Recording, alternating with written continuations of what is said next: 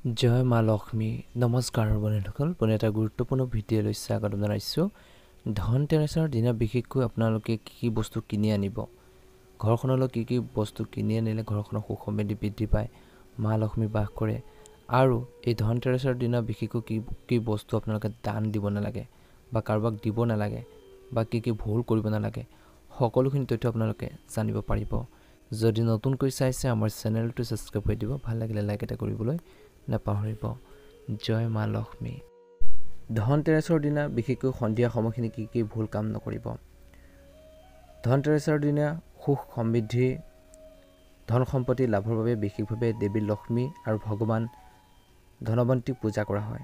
বিশ্বাস কৰা হয় যে ধনতেৰাছৰ সন্ধিয়া সময়খিনিত দেৱী লক্ষ্মীৰ লগত জড়িত বস্তু দানৰ পৰা বিৰত থাকিব লাগে, আৰু এই বস্তুবোৰ আন কাৰোবাক দিলে ঘৰখনৰ আশীৰ্বাদ সুখ শান্তি কাহিনীয়া হয় বুলি বিশ্বাস কৰা হয়। ইয়াৰ ফলত আপোনালোকৰ আৰ্থিক অৱস্থাটো প্ৰভাৱ পৰে। ধনতেৰাছৰ দিনা বিশেষকৈ সন্ধিয়া সময়খিনিত এই বস্তুবোৰ কাকো নিদিব। 1 নম্বৰতে হৈছে টকা পইচা। ধনতেৰাছৰ দিনা বিশেষকৈ লক্ষ্মী দেৱীক পূজা কৰা হয়।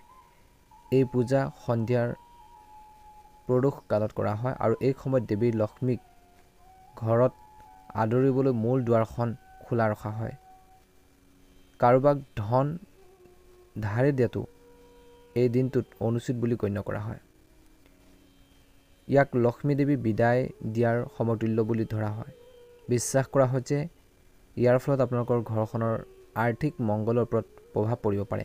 বিশ্বাস কৰা হয় যে ধনতেৰাছৰ সন্ধিয়া কাৰোৰ পৰা ধন ধাৰে ল'ব নালাগে, কাকো ধন ধাৰেও দিব নালাগে, নহ'লে জীৱনত আৰ্থিক সংকট আহিব পাৰে। গতিকে এই কথাটোৰ প্ৰতি মনত ৰাখিব।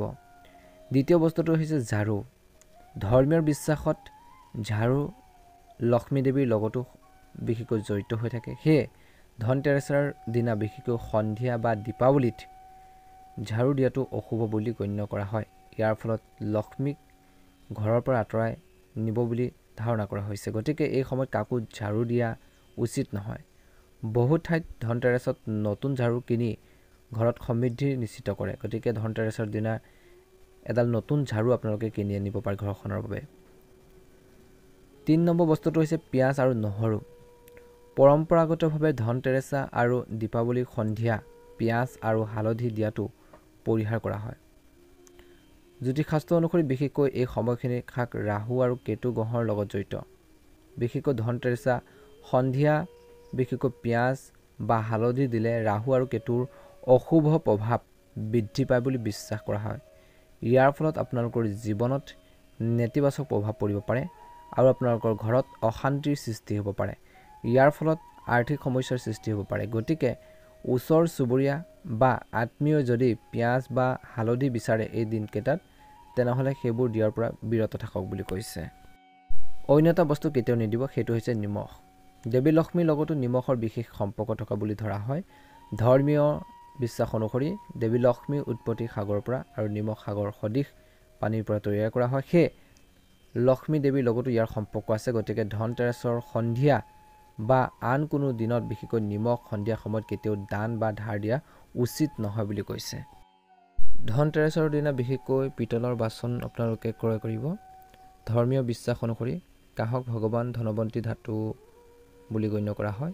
বিশেষকৈ এনে বস্তু কিনি আনিলে ঘৰখনত স্বাস্থ্য সৌভাগ্যৰ ধন সম্পত্তি বৃদ্ধি পায়। বিশ্বাস কৰা হয় যে পিতল কিনিলে 13 গুণ লাভ হয় আৰু পৰিয়ালত ইতিবাচক শক্তি বজাই ৰাখে বুলি কৈছে।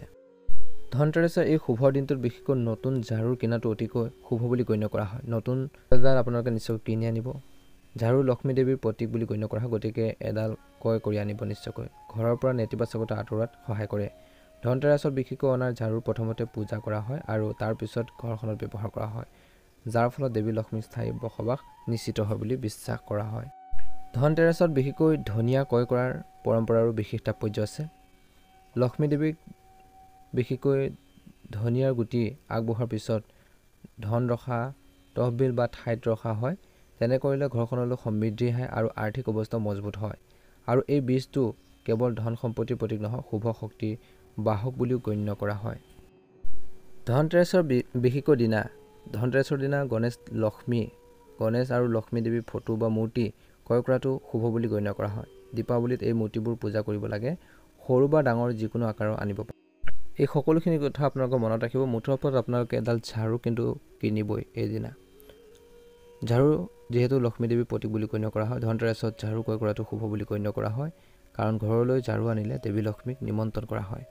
বন্ধুসকল, ভিডিঅ'টো চাই কেনে পালে জনাব। যদিহে আপোনালোকে নতুনকৈ চাইছে আমাৰ চেনেলটো ছাবস্ক্ৰাইব কৰি দিব, ভিডিঅ'টো পাৰিলে শ্বেয়াৰ কৰি দিবলৈ নাপাহৰিব। জয় মা লক্ষ্মী, ওম নমঃ শিৱায়, জয় মা লক্ষ্মী।